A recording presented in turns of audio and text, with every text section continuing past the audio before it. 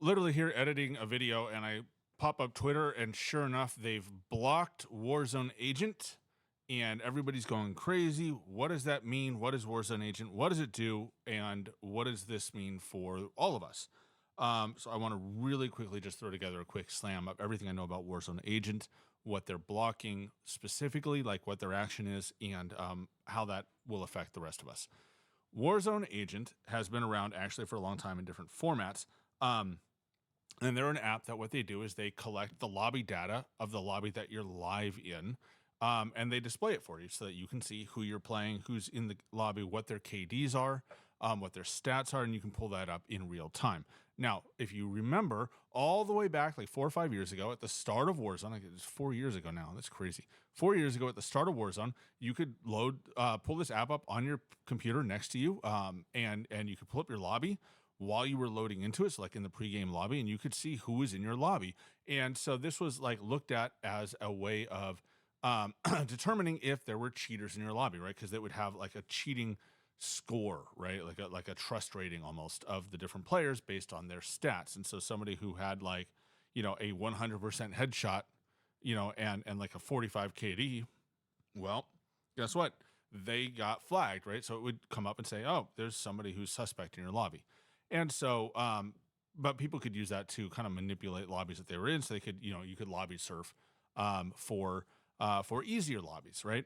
Well, Activision put the kibosh on that, and then adjusted their settings, and then for a long time allowed you to have things like Warzone, the different Warzone stats trackers through the API. And then with Warzone 2, they actually shut down the API, the public API, so we don't have any of those stats anymore. That all went away. And then quietly over the last year or so, Warzone Agent kind of came back, and it was I was curious when I first heard about it, before they really kind of blew up and became more public. And one of the things that I was told is that, hey, you could track stats. So I was very interested in it. I looked into it. I got invited to the Discord when it was still very exclusive. And I learned a lot about what was going on, and it scared the hell out of me. And so I never touched it, right? Beyond just reading their Discord. Because what they did is they actually would read the system, your computer's system memory, and they would access the memory running the game.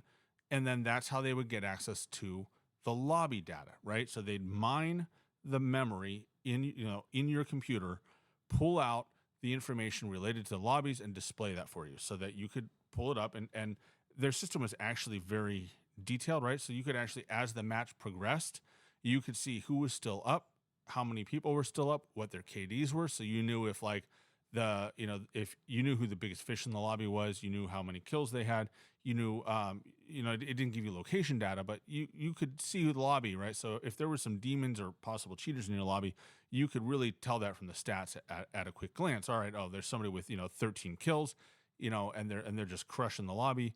Maybe we back out and we don't deal with them, or we avoid, we try to hunt them down, whatever the case may be.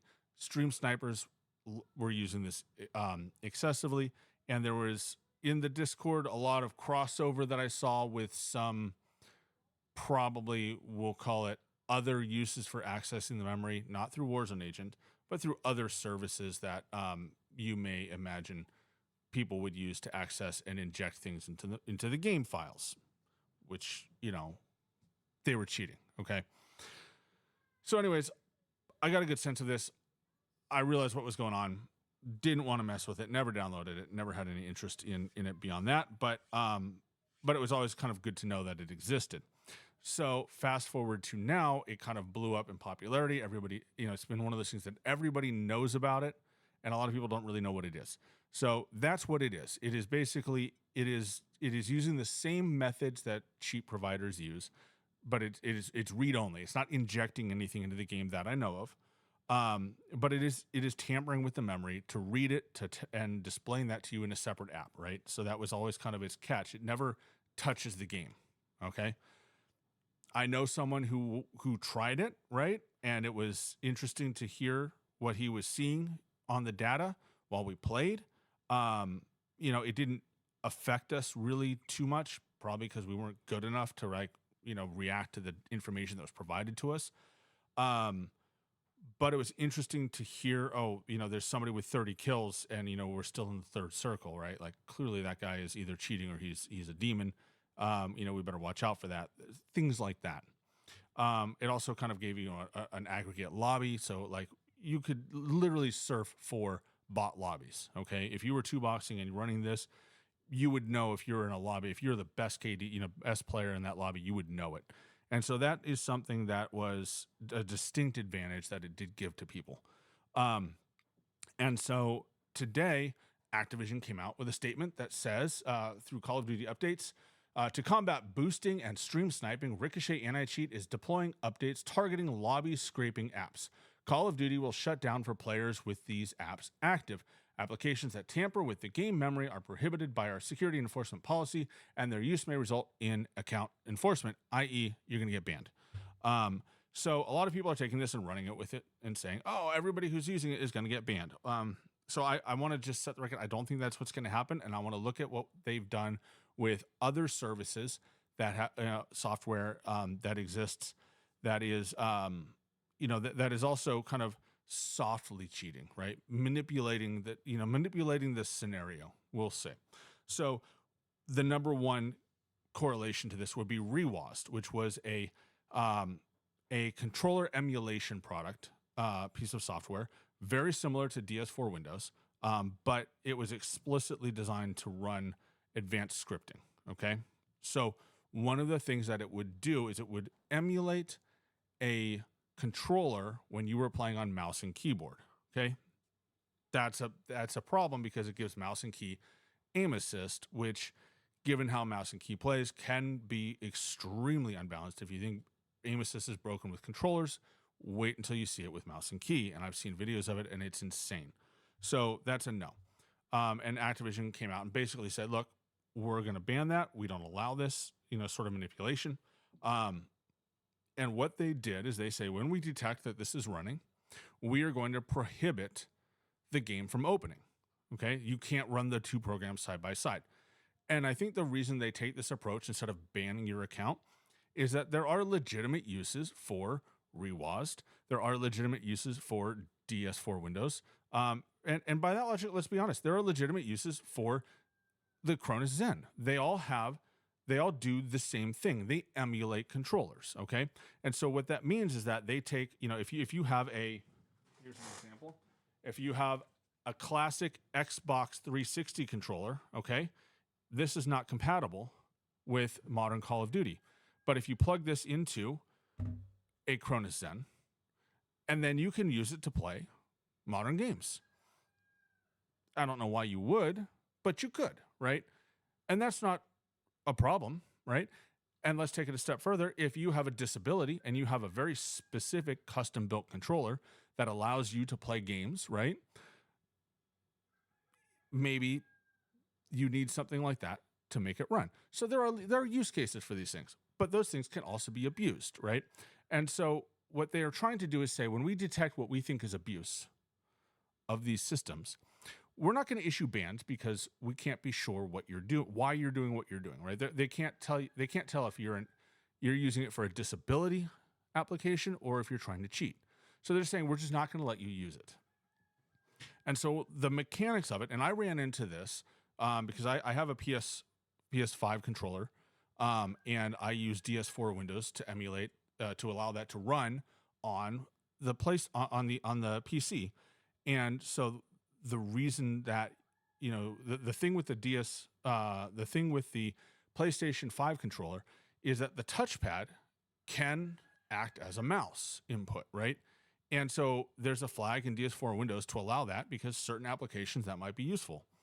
Call of Duty doesn't allow that, and I ran into this exact issue. I would boot the game up, and the game would just hang at the initial, hang on a black screen, and I could close it down, but that's all I could do. I changed the flag, took that option off, so it was not trying to emulate a mouse. Problem goes away, no problem. All right, so that's what we're going to run into now. With what they're saying here is that Call of Duty will shut down for players using these apps. So basically, if it detects you trying to sniff the data, right? If it detects the intrusion into the memory, or it detects the drivers or the app is running, What it's going to do is it's going to hang your game. It's going to freeze up basically, and you only will be able to alt F4 out of it, which is a good thing. That's what we want. Okay, we want to get rid of these apps. We want to shut it down.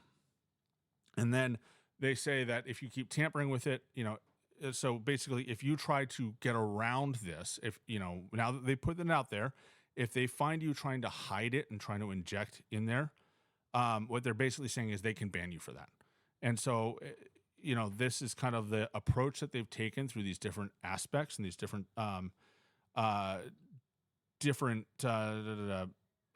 devices and applications that have legitimate use cases, but also have abuse cases that can exist. They're trying to walk a narrow line, right, where they don't want to ban people who are just trying to use their adaptive controllers, right? But they also don't want to allow people to abuse these devices and these programs to cheat at the game, okay? And so they're walking a very narrow line between the two, and I think that's the right attitude to take. But what it means for us is that we're not going to see we should not be seeing a ban wave, right? Based on what they've posted here.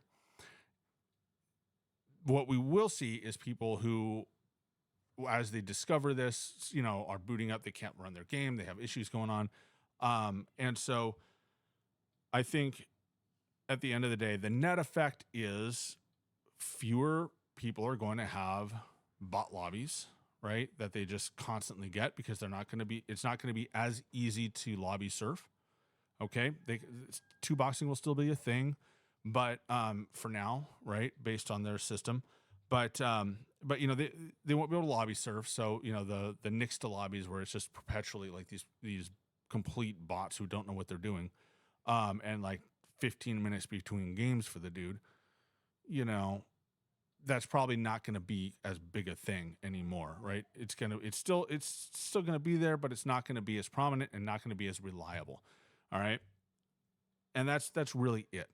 If you're a big time streamer, you will probably notice a slight reduction in stream snipers, especially effective stream snipers, right? Because they'll never be able to tell 100% that you're in the game until, they use other systems. And it won't be as accurate. So generally, it's a positive for everybody, right? This system should never have been allowed to run in the first place. The fact that it took this long to get rid of it, it is what it is, par for the course. But they are getting rid of it. That's a positive for everybody. This is a good thing.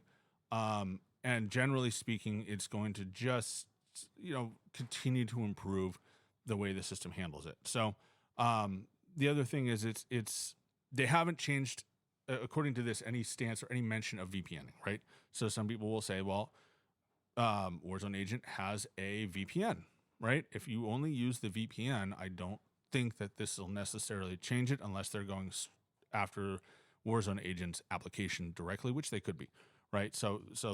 But they don't mention anything about VPNs specifically in this, which tells me that they haven't changed their stance on VPNs, which is that it doesn't seem to violate terms of service, unlike sniffing the memory for lobby information, which has absolutely always violated terms of service. This isn't new. They're just cracking down and enforcing it. So take that as you will.